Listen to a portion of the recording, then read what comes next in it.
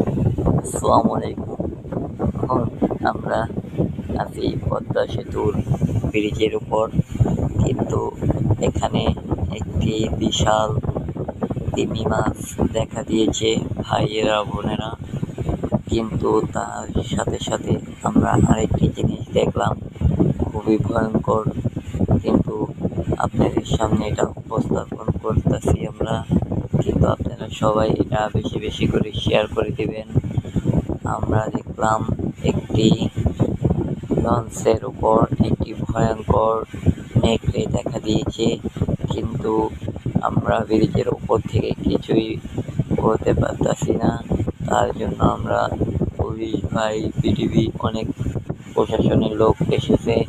দেখি পরের খবরের জন্য আপনারা ওয়েট করবেন আর বেশি বেশি করে এই ভিডিওটা শেয়ার করে দিবেন। আসসালাম।